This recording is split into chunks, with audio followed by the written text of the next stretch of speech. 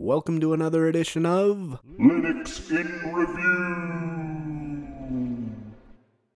In today's review, we will be seeing KXStudio, as installed over Linux Mint 11 64-bit as described in my last review. KXStudio is a multimedia upgrade for Ubuntu and its derivatives. It's not a distro in and of itself anymore. It used to be provided as a Kubuntu variant with its own install disk. It was recently shifted to being a PPA repository that can easily be upgraded to by issuing 6 terminal commands. With the extent of system changes, it will take several hours to download, so it's a hurry up and wait install. But for your trouble, there are many tools that are currently exclusive to KXStudio. KXStudio is managed by a small team of developers, but is mainly the brainchild of a Portuguese guy that goes by the net handle FOCTX. Pretty much every audio plugin for Linux and every major audio program is included with this. There are 4 backgrounds included here by default and are extremely visually pleasing. The first time you run your distro after upgrading and rebooting, you're presented with the KXStudio welcome screen. We'll change the theme of your desktop and update Wine to make it more audio friendly.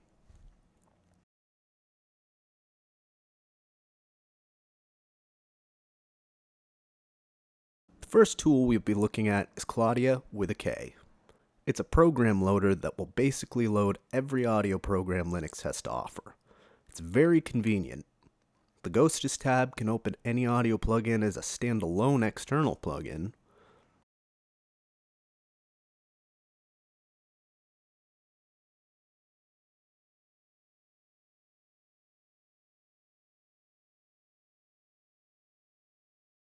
There are many patch bays and session handlers in the tool tab, but we'll get to those in a bit. Right now I want to show you the ALSA Jack plugin.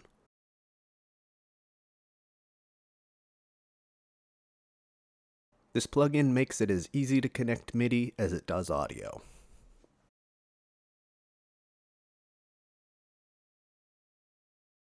Cadence is a multifunction tool. It serves as a program loader for several of the other alpha tools currently in development.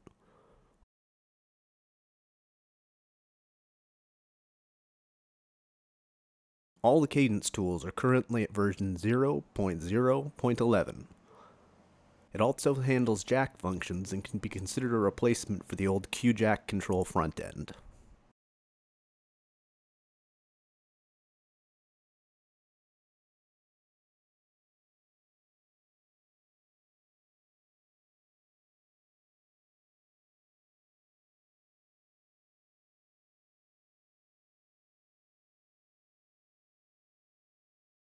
The XY controller is a vector-based piano MIDI pass-through, or can be used as a virtual MIDI keyboard to connect synth plugins.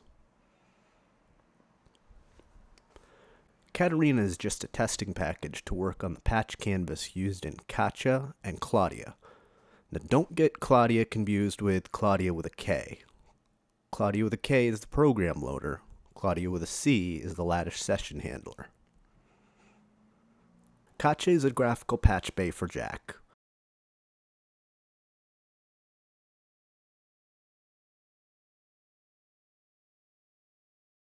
Other tools can be loaded through it, like the Jack render tool, which will create an output file from whatever is passing through Jack. The Claudia with a C is the most powerful of all the tools. Looks almost identical to Katja, but has a very different function. While it is a graphical Jack patch bay, its primary role is as a front end for the lattice session handler. What this means is you can make all your audio and MIDI connections and then save them and load them again later without having to repatch everything. This is very convenient if you have a lot of audio programs open for a session. It has all the functionality of the other tools already mentioned. It can control the functions of Jack, be a patch bay, and a session handler all at the same time. These tools are all in pre-alpha release, but don't let that fool you. They are extremely stable. All it means is more functionality is planned for the future, and that there is currently no documentation. They are currently only included as part of KXStudio full download. An alpha release tarball is planned for the near future for all these tools. There are a few other packages available to download in the non-free and advanced PPA repositories. I don't subscribe to these, so I won't be including them here in my review, but they do include the Linux DSP plugins, Reaper running under Wine, and demo synth plugins. As far as the future of KXStudio, FockTX is looking at potentially an OpenSUSE and or Arch build.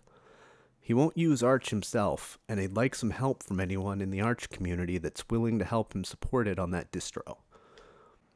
Another major piece is getting all the apps that were included in the last ISO build to work properly. It's about 90% complete.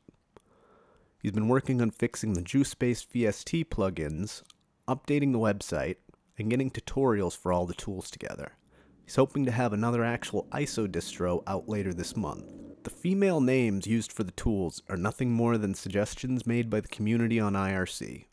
FockTX didn't want to end up with basic names like QJack Control and Glattish, but instead wanted something more pleasing.